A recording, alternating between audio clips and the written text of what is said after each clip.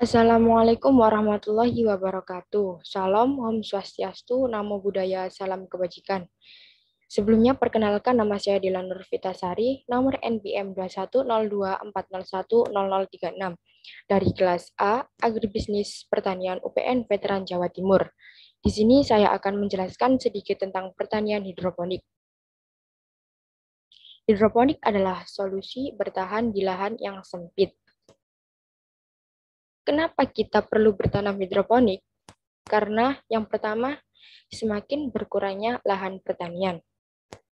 Yang kedua, semakin bertambahnya populasi atau jumlah penduduk. Dan yang ketiga, meningkatnya kesadaran masyarakat akan pentingnya sayuran yang bersih dan sehat. Dari kita bertanam hidroponik akan menghasilkan sayuran bersih dan sehat dalam jumlah besar di lahan yang semakin sempit ini. Apa sih itu hidroponik? Hidroponik berasal dari bahasa Yunani, yaitu hidro, yang berarti air, ponos, yang berarti daya. Hidroponik bisa diartikan memberdayakan air. Definisi dari hidroponik adalah budidaya tanaman dengan memberdayakan air sebagai media penyedia hara bagi tanaman. Media tanaman hidroponik. Dalam hidroponik, selain menggunakan air sebagai media penyedia hara, kita juga memerlukan media lain guna menopang tanaman agar tidak mudah goyah dan tetap bisa tumbuh tegak.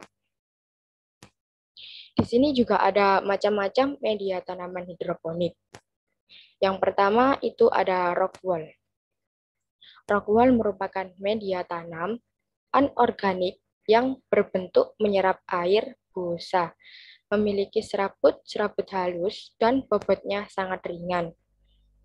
Busa ini terbentuk dari batuan basalt yang dipanaskan dengan suhu sangat tinggi hingga meleleh, kemudian mencair dan terbentuklah serat-serat halus.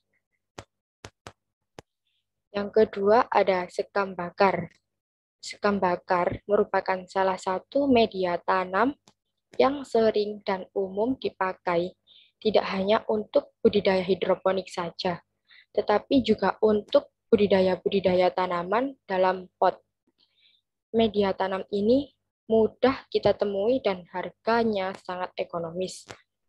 Sekam bakar memiliki daya ikat air yang cukup bagus, serta aerasi yang baik. Sekam bakar merupakan media tanam organik sehingga ramah lingkungan dan pH-nya pun netral sehingga bagus untuk perakaran tanaman. Dalam penggunaannya, pada budidaya hidroponik sering dicampur dengan kokopet. Yang ketiga ada spons. Spons terbuat dari bahan selulosa yang dicampur dengan kristal natrium sulfat. Karakteristik dari spons adalah menyerap air, poros, dan sangat ringan. Penggunaan media ini dalam berhidroponik adalah untuk menjepit tanaman agar tanaman bisa berdiri kokoh. Yang keempat ada kerikil atau pasir. Kerikil memiliki pori-pori makro lebih banyak daripada pasir. Kerikil sering digunakan sebagai media untuk budidaya tanaman secara hidroponik. Penggunaannya, media ini akan membantu peredaran larutan, unsur hara, dan udara, serta pada prinsipnya tidak menekan pertumbuhan akar. Namun, kerikil memiliki kemampuan mengikat air yang relatif rendah sehingga mudah basah dan cepat kering jika penyiraman tidak dilakukan secara rutin. Dan yang kelima ada pecahan genteng atau batu bata. Pecahan batu bata juga dapat dijadikan alternatif sebagai media tanam. Seperti halnya bahan anorganik lainnya, media jenis ini juga berfungsi untuk melekatkan akar. Sebaiknya ukuran batu bata yang akan digunakan sebagai media tanam dibuat kecil seperti kerikil. dengan ukuran sekitar 2 atau sampai 3 cm. Dengan semakin kecil ukurannya, kemampuan daya serap batu bata terhadap air maupun unsur hara akan semakin baik. Selain itu, ukuran yang semakin kecil juga akan membuat sirkulasi udara dan kelembapan di sekitar akar tanaman berlangsung lebih baik. Dalam bertanam hidroponik kita mendapat keuntungan, seperti contoh pada gambar ini.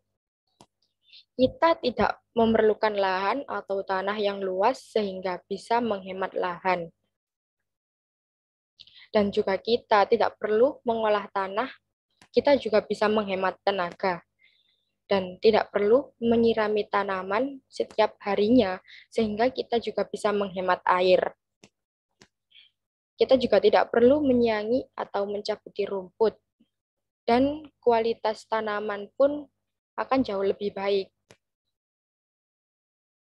Keuntungan bertanam hidroponik, siklus hidup tanam lebih pendek atau cepat panen, dan kita juga bisa dalam setahun berkali-kali panen.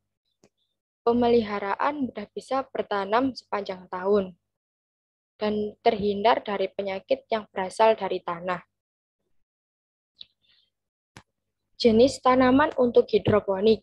Yang pertama itu ada jenis tanaman hias, yang seperti aglonema, anthurium, mawar, dan lain-lain. Dan yang kedua ada jenis tanaman sayuran, seperti kangkung, selada, sawi, bayam, dan lain-lain. Jenis tanaman yang ketiga ada tanaman sayuran buah cabai, paprika, tomat, dan lain-lain. Dan jenis tanaman yang keempat ada tanaman buah, seperti melon, semangka, pepaya, dan lain-lain. Di sini juga ada macam-macam sistem hidroponik. Ada dua. Yang pertama yaitu sistem air statis, terdiri dari A. Weak system atau sistem sumbu. B. Deep water culture atau sistem rakit apung. Dan macam sistem yang kedua yaitu sistem air mengalir, terdiri dari A. Ebb and flow, sistem pasang surut. B. Drip irrigation atau sistem tetes. C. Nutrient film technique. Dan D. Aeroponik. Dan sekian, terima kasih dari video saya. Apabila ada salah kata, saya mohon maaf sebesar-besarnya. Wabillahi taufik wal hidayah. Wassalamualaikum warahmatullahi wabarakatuh.